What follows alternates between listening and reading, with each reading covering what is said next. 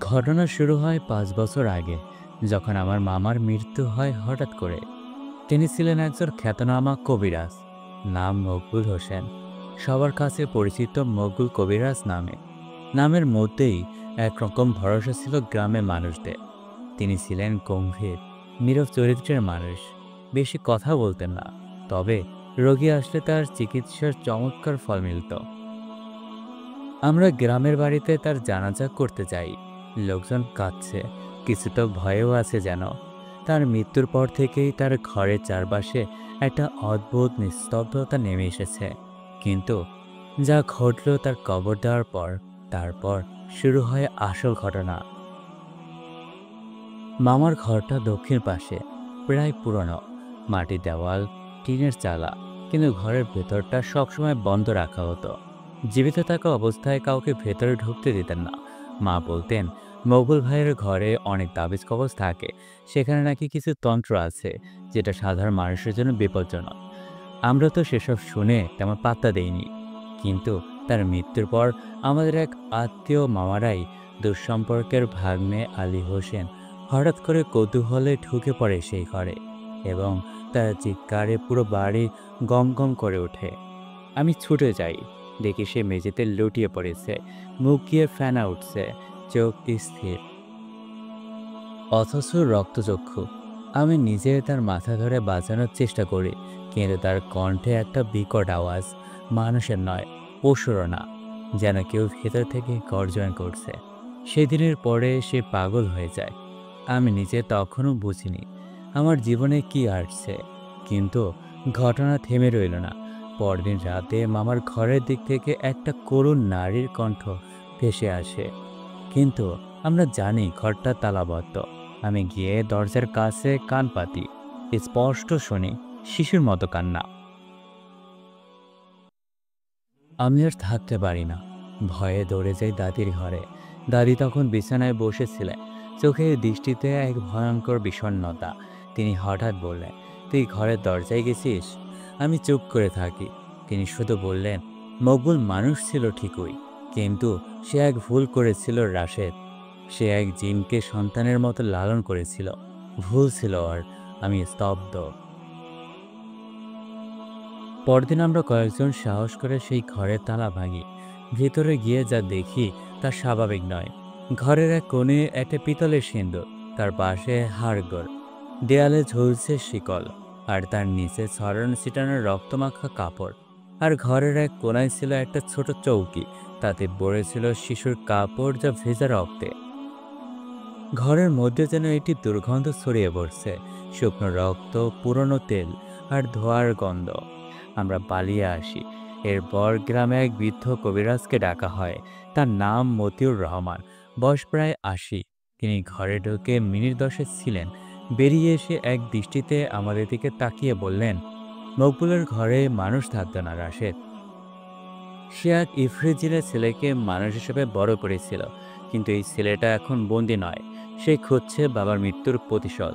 তার কথায় শরীর শিউরে উঠেছিল। সেই রাত থেকেই আমার জীবনে শুরু হয় তাণ্ডব। ঘরের জানালায় ছায়া, জানালায় থাবা পড়া। মাঝরাতে আমার বিছানার পাশ থেকে ফিসফিস করে কেউ ডাকছে। আমি একদিন রাতে উঠে দেখি আমার বিছানার পায়ের কাছে দাঁড়িয়ে আছে একটা ছায়া, ছোটখাটো, কিন্তু চোখ দুটো আগুনের মতো লাল। মুহূর্তেই তা হাওয়ার মতো মিলিয়ে যায়। আমি ঠিক করতে পারছিলাম না, আমি কি পাগল হয়ে যাচ্ছি। আমার দাদি একদিন রাতে আমায় ডেকে চুপি চুপি বলেন, মকবুলের বউ সন্তান হতে পারছিল না। তখন একটা তান্ত্রিকের পরামর্শে সে এক তরুণী জিনের সঙ্গে তন্ত্রমন্ত্র সন্তান গ্রহণ করেছিল। সেই সন্তানই ওর জিন পুত্র। আমি স্তব্ধ। তিনি কাঁদছিলেন। বললেন, আমি বলেছিলাম ওকে থামা, ও শোনেনি। এখনও মরেছে, কিন্তু ওর বাপের ফল ছড়িয়ে পড়বে। তোদের জীবনও শেষ হবে রাশেদ। প্রথম পর্বে শেষ দৃশ্যের মতো ভয়ঙ্কর কিছু ঘটেছিল সেই রাতে। পুরো ঘর কাঁপে।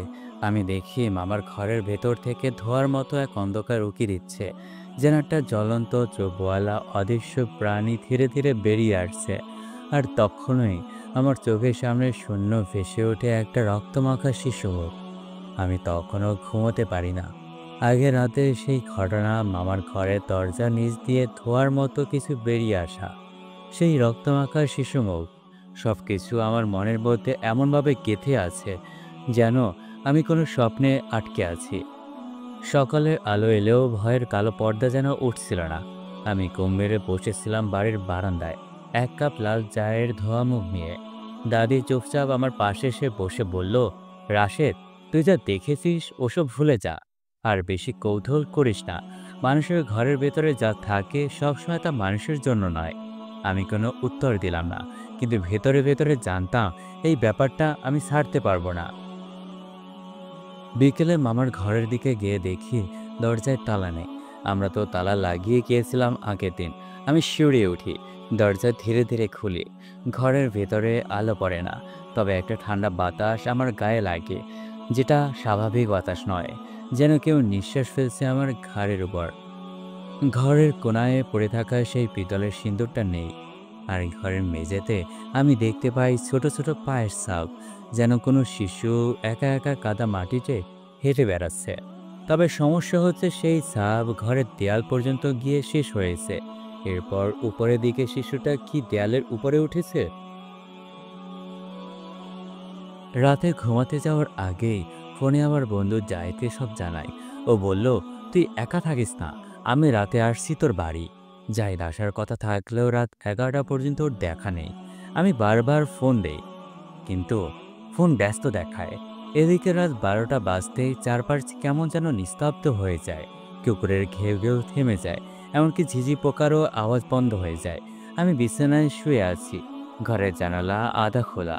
ঠিক তখনই হঠাৎ জানালার ফাঁক দিয়ে আসে একটানা ফিসফিসানি, আব্বা, আমার আব্বা কোথায়? আমার আব্বারে দাও। কণ্ঠটা একটা শিশুর, কিন্তু একেবারে ক্যানভাস ছিঁড়ে ওঠার মতো চিৎকার। আমার বুকের মধ্যে হঠাৎ হিম ঠান্ডা নেমে গেল। আমি চোখ বন্ধ করে শুয়ে থাকি, কিন্তু সেই কণ্ঠস্বর জানালার সামনে থেকে আর সরছে না। ধীরে ধীরে ফিসফিস থেকে সেটা পরিণত হলো গর্জনায়। আমার আব্বারে দাও, না দিলে তোমারে নিব, তুমিও হবা আমার। আমি চিৎকার করে উঠে বসি।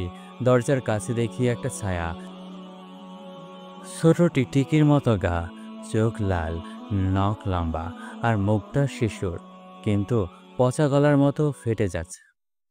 আমি জ্ঞান হারিয়ে ফেলি। পরদিন সকালে যখন জ্ঞান ফেরে, দেখি ঘরের মধ্যে মা, দাদি আর পাশের কয়েকজন। তারা বলল, আমি মেঝেতে পড়েছিলাম, মুখ দিয়ে ফেনা উঠছিল। আমি প্রথমে কিছু বলতে পারছিলাম না, শুধু বলি, জাহিদ কই? মা বলল, কে জাহিদ? ও তো আসেনি কাল রাতে। আমি ফোন হাতে নেই, দেখি জাহিদের ফোন নিস্তব্ধ বন্ধ।